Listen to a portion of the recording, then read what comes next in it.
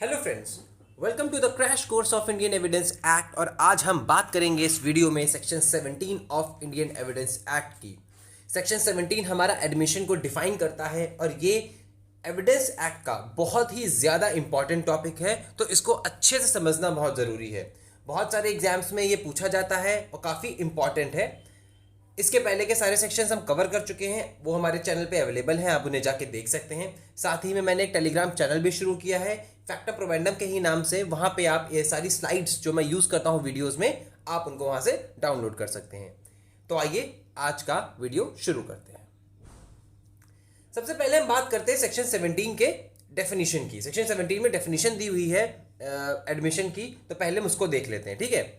तो section 17 of Indian evidence act defines admission. As per the section, admission क्या होता है? ये होता है एक स्टेटमेंट जो कि ओरल भी हो सकता है, डॉक्यूमेंट्री भी हो सकता है और इलेक्ट्रॉनिक फॉर्म में भी हो सकता है। और वो स्टेटमेंट जो होगा वो सजेस्ट करेगा an inference as to any fact and issue और रेलेवेंट फैक्ट। क्या होगा? एक स्टेटमेंट होता है जो सजेस्ट करता है एक इन्फरेंस को which is in respect of any fact and issue और रेलेवेंट फैक्ट, ठीक है। अब ये जो स्टेटमेंट है ये कुछ ही लोग कर दे सकते हैं, जो लोग मेंशन है सेक्शन 18 में, ठीक है। And should have been made in the circumstances mentioned in the act section 18, 19 and 20। और उन्हीं सर्कमस्टांसेस में दे सकते हैं जो कि मेंशन है इस एक्ट में सेक्शन 18, 19 एंड 20 में। तो एडमिशन क्या है? Admission is a statement which suggests an inference as to any fact and issue or relevant fact. It should have been made by the persons mentioned in the act and should have been made in the circumstances mentioned in the act. ठीक है, तो क्या हुआ? A statement which suggests some inference as to existence of a fact and issue or relevant fact is known as admission. Simple भाषा में अगर इसे हम समझें, ठीक है। अब इसको हम एक एग्जाम्पल के रूप में अगर देखेंगे तो ज्यादा समझ में आएगा, ठीक है। For example, a person is sued for a recovery of loan and there is an entry in his account books recording the fact that he had taken a loan.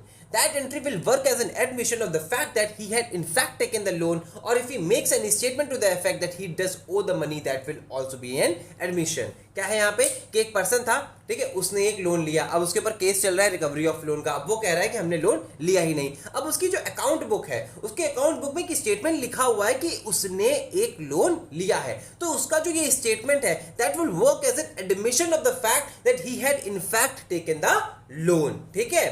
And जरूरी नहीं कि उसने यही लिखा हो, वो अगर किसी और से ये बोलता है, if he makes an statement to the effect कि मैंने एक लोन लिया है, तो जिस आदमी से उसने वो स्टेटमेंट दिया होता, वो अगर उस स्टेटमेंट का एविडेंस देता, तो that would also have been admitted as an admission under section 17। वो भी एक एडमिशन हो जाता, ठीक है।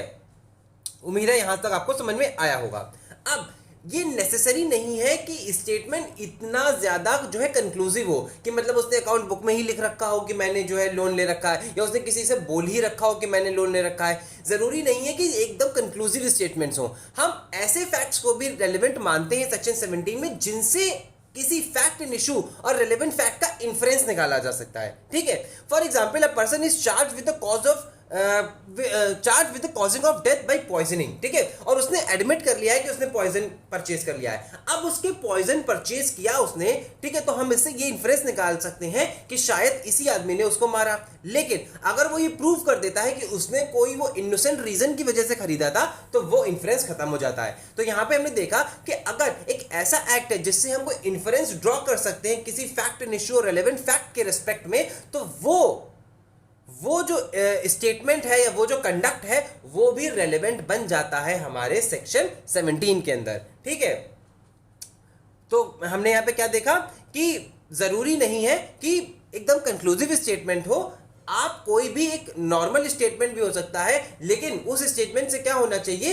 एक रेलेवेंसी निकलनी चाहिए। क्या होना चाहिए? एक इन्फ्रेंस निकलना चाहिए, ठीक है। Now, one thing is to be kept in mind that before right of the party can be taken to defeat it on the basis of an alleged admission made by him, the implication of the statement made by him must be clear and unambiguous. जो implication है उस statement का, ठीक है, वो क्या होना चाहिए? clear होना चाहिए और unambiguous होना चाहिए। मतलब उससे clear बात निकलनी चाहिए, वो clearly admit करता हुआ होना चाहिए, ठीक है, या फिर उससे clear एक inference निकलता हुआ होना चाहिए। और साथ में ये भी हमको ध्यान में रखना है कि अगर अगर जो हम स्टेटमेंट्स देख रहे हैं, स्टेटमेंट्स जिनको हम एडमिट कर रहे हैं, उनमें अगर वो मान लीजिए बड़ा सा स्टेटमेंट है कोई, ठीक है, ऐसा नहीं कर सकते कि उसमें एक छोटा सा पार्ट निकाल के हमने उसको रेलेवेंट कर लिया, नहीं, आपको पूरा स्टेटमेंट, सारा का सारा स्टेटमेंट एक साथ ही लेना पड़ेगा और फिर उसको ये देखना पड़ेगा कि क्या ये एडमिशन है या क्या एडमिशन ये नहीं है। और अगर उसने मोर देन वन स्टेटमेंट्स दिए हैं तो आपको उन सारे स्टेटमेंट्स को एक साथ देखना होगा। ऐसा आप नहीं कर सकते कि बड़े से स्टेटमेंट में से एक छोटा सा पार्ट उसमें से निकाल लिया आपने और उसको बता दिया कि ये तो एडमिशन है और बाकी की चीज छोड़ दी, ठीक है। Now As regards to admission, following points must be kept in mind. कुछ चीजें हैं जो याद रखनी चाहिए हमको एडमिशन से रिलेटेड। सबसे पहली क्या होती है कि एडमिशंस जो है केवल स्टेटमेंट्स नहीं होते। देखो स्टेटमेंट्स तो होते ही हैं लेकिन केवल स्टेटमेंट्स नहीं होते। अभी आपने देखा कि ऊपर वाले सेक्शन में कि एक उसका कंडक्ट था कि उसने पॉइजन खरीदा, ठीक है, तो वो कंडक्ट भी जो क्या हो सकता है, स्टेटमेंट, वो एक एडमिशन हो सकता है, ठीक है। Conduct under section 8 or 14 can be included and admission as long as an inference regarding the fact in issue or relevant fact can be drawn from it, ठीक है। सेकंड क्या होता है कि एडमिशन किसी पर्टिकुलर पर्सन को देने की जरूरत नहीं है, ठीक है। एडमिशन किसी के भी सामने आप दे सकते हो, ए बी फलाना ढिमाका कोई भी इंसान हो सकता है, अब उसके सामने एडमिशन कर सकते हो। उसने अगर एविडेंस दिया कि कोर्ट में तो वो क्या होगा, रेलेवेंट होगा। Admissions made in the state of soliloquy are also provable. Soliloquy का मतलब ये होता है कि आपने अपने आप से बातें करते हुए भी कोई अगर बात बोली है, ठीक है, तो वो भी क्या होगा, स्टेटमेंट हो गया। आप अकेले हो, आपने अपने आप से कोई बात बोली, अगर वो रिकॉर्ड हो गई तो उसको भी हम क्या बोलेंगे, एडमिशन बोलेंगे। एडमिशन जो है वो साइंस एंड जेस्चर्स के से भी हो सकते हैं और एडमिशन जो है वो साइलेंस से भी हो सकता है। कहने का ये मतलब है कि ऐसी कोई सिचुएशन है जहां पे आपके सामने कोई स्टेटमेंट दिया गया है और वो स्टेटमेंट आपके अनफेवरेबल है लेकिन आपने उसको डिनाई नहीं किया, आप वहां पे साइलेंट रहे, तो क्या होगा, ये भी आपके लिए एक एडमिशन माना जाएगा कि आपने उस एडमिशन को, उस स्टेटमेंट को आपने एक्सेप्ट किया है। और लास्ट बात यह है कि एडमिशन जो होना चाहिए वो हमेशा सेल्फ हार्मिंग इन नेचर होना चाहिए। क्यों होना चाहिए सेल्फ हार्मिंग इन नेचर की? सिंपल सी बात है कि अपने को बचाने के लिए तो कोई भी स्टेटमेंट दे सकता है, अपने को अच्छा दिखाने के लिए तो आप सभी स्टेटमेंट देंगे, लेकिन अपने को जो बुरा आप बताते हो अपने स्टेटमेंट से तो वो रेलेवेंट होते हैं क्योंकि अपने को बुरा कोई नहीं बताता है, ठीक है। Admissions must always be self-harming in nature, that is they must go against the interest of the maker. आपने अगर खून किया है तो आपने ये तो बोलोगे कि मैंने खून नहीं किया है, ठीक है, लेकिन अगर आपने कहीं पे ये बोला है कि मैंने खून किया है तो ये रेलेवेंट बन जाएगा, ठीक है। तो समझ में हो सकता है आपको आई होगी बात।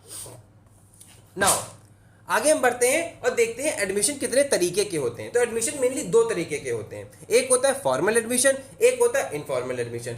फॉर्मल एडमिशन हम उनको कहते हैं जो कि आप किसी जज के सामने देते हैं, किसी फॉर्मल प्रोसीडिंग में, ट्रायल में, ठीक है, जज के सामने आप कोई एडमिशन करते हैं तो उसको बोलते हैं फॉर्मल एडमिशन, जो कि एक मतलब केस का पार्ट बन जाता है, फाइल जो प्रोसीडिंग हो रही होती है उसका पार्ट बन जाता है।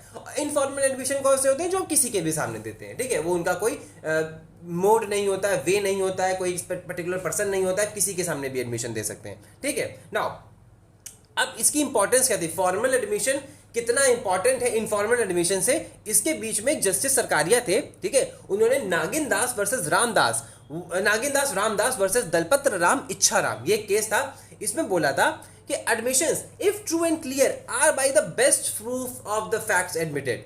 Admissions in pleading or judicial admissions admissible under section 58 of the Evidence Act made by the party or their agents at or before hearing of the case stand on a higher footing than evidentiary admission। इनका ये कहना था कि जो admission formal होते हैं, जो court में दिए जाते हैं, ठीक है, वो क्या होते हैं, वो हायर स्टैंडिंग पे होते हैं, ठीक है, वो हायर स्टैंडिंग पे होते हैं क्योंकि वो कोर्ट के सामने दिए हुए हैं, वो जज के सामने दिए गए, वो प्रूव्ड एडमिशन हो जाते हैं रादर देन एविडेंशियरी एडमिशन, क्योंकि उनको अलग से प्रूव करना पड़ता है। तो जो फॉर्मल क्लास है, जो हमारे फॉर्मल एडमिशंस हैं, ठीक है, वो जो होते हैं वो fully binding on the party होते हैं and constitute a waiver of proof. Waiver of proof का क्या मतलब है कि अगर आपने कोर्ट में कोई बात एडमिट कर ली कि ये मैंने एडमिट कर लिया, तो उसको आप प्रूफ करने की जरूरत नहीं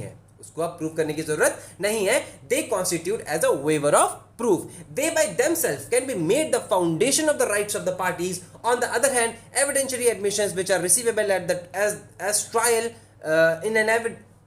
as evidence in the trial are by themselves not conclusive, they can be shown to be wrong। कहने का ये मतलब है, यहाँ पे मोटा मोटा ये बात बोली थी जस्टिस सरकारिया ने कि जो फॉर्मल एडमिशंस होते हैं वो उनका जो ग्रेविटी होती है, उनकी जो इंपॉर्टेंस होती है वो हाई होती है rather than the informal admissions. चूंकि आप कोर्ट में उस बात को एडमिट कर रहे होते हैं, ठीक है, तो वहां पे क्या हो जाते हैं, वो वेवर ऑफ प्रूफ की तरह काम करते हैं रादर जो आपके एविडेंशियली एडमिशंस होते हैं वो वेवर ऑफ प्रूफ की तरह काम नहीं करते, पहले उनको आपको प्रूफ करना पड़ता है और वो दिखाए जा सकते हैं कि ये गलत भी है।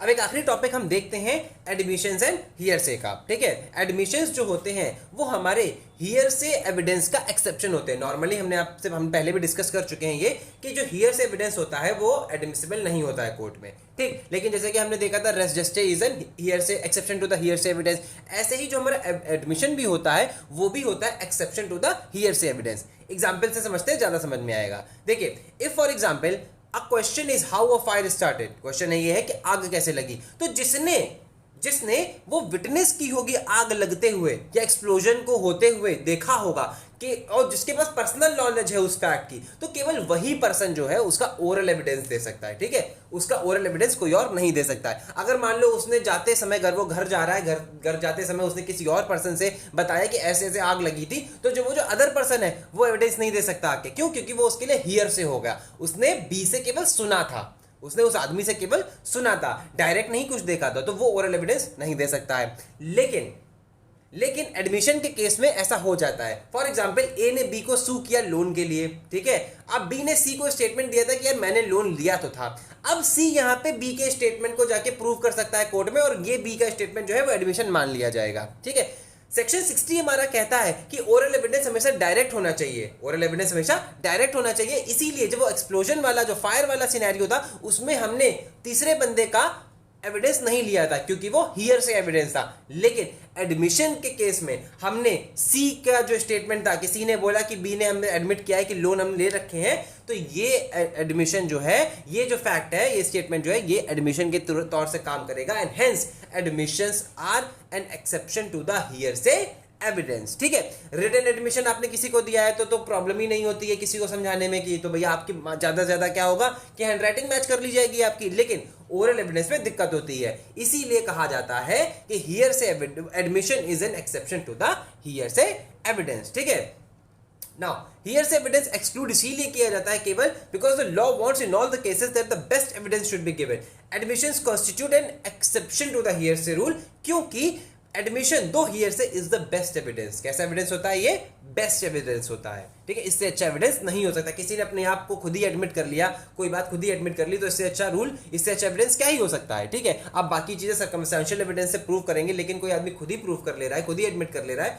तो there can be none evidence better than this. Okay, तो क्या हुआ, आज हमने एडमिशंस के सारे एस्पेक्ट्स को देख लिया है। ठीक है, एडमिशंस कैसे क्या होता है, एडमिशंस कैसे कैसे हो सकते हैं, ठीक है, उनके लिए रिक्वायरमेंट्स क्या होती है, उसके साथ हमने इनफॉर्मल फॉर्मल एडमिशंस को भी देख लिया।